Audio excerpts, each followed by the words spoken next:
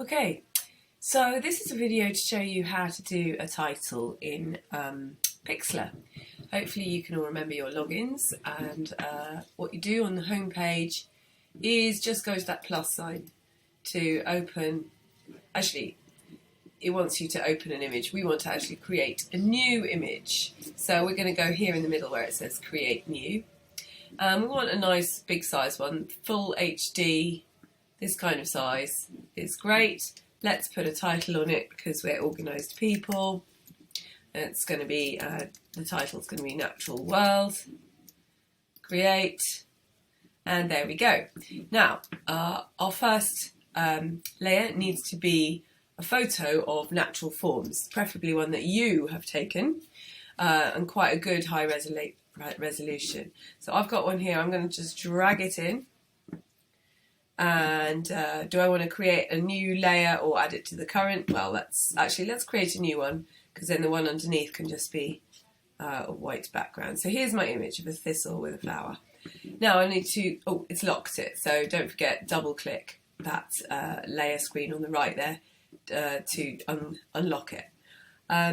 We want to then create a new layer with some text on, and that text is going to say Natural World. So let's create a text layer, and it comes up with this Latin automatically in there. So we're going to write Natural World, and we're going to make it a lot bigger. So up here, if you are on the sort of text, if it's a text layer and it knows it's a text layer, then what you'll find is that the T on the left down here in this list is going to be selected. Then it knows you're dealing with text. So you should have the right menu options up here. I'm going to make it a lot bigger, so it brings me this sort of sliding screen. So let's make it really nice, possibly like that. And obviously then I can click onto the one that helps me move everything. And obviously it seems to be a little bit small, so I'm just going to drag this out so I can see the rest of that N there. And I really want to position it over anything interesting. So the interesting for me thing for me is this pink thistle flower. So I definitely want some of my letters to cover that up, and you will see why. But I don't really like this font, so I think we need to go back into, make sure we're on the text tool, select it and say, okay, what else can we have? And we want to look for one that is very, very chunky, because that will allow us to see. I actually really like this one, Bjorn Herd. So I'm going to select that one because when it's chunky text, it allows you to see more of the photo underneath, which is what we're trying to do. So we've got this one. I quite like this because it shows sort of decay.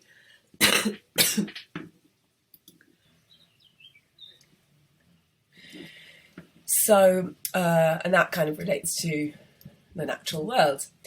So I'm positioning my layer with the writing on it. And what we're going to do is just cut out all the background that isn't the letters. But obviously we've got two different layers, so this is where you need to concentrate. What we're going to do is get our magic wand over here on the left. We're going to make sure we're on the text layer. We're going to click outside the text. Now, if we have it on contiguous, it's only going to find the pixels that are next to each other, so it won't get any of these little sort of decayed holes within the letters. So I think I do want to get those decayed holes within the letters. So I'm going to go turn off the contiguous one. I'm going to press Control and deselect, and then I'm going to select again with my magic wand, click outside, and you'll see that now we have uncontiguous ticked, where it's also managing to select those little holes in the letters. Good. So now what we want to do is, if we turn off the visibility of that text layer, you can see we've got our marching ants in the shape of those letters. And now we're going to go to this layer, the picture layer, where you've got your photo, and literally all we have to do is press delete, and there you have it. And if we just press Control and D for deselecting, or you can also go to edit for that, we could put in a white background, so we can go plus empty. I'm going to get my paint bucket over here, fill. Excuse me. So sorry about that, I have a bit of a cough. What I've done is create another layer. I'm going to fill it with white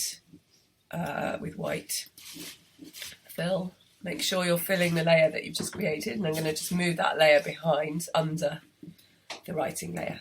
And then I would like you to save this, because remember, Pixlr doesn't save it for you unless you're on the same computer and no one's changed the browser history. So you've got to get into the habit of saving your work.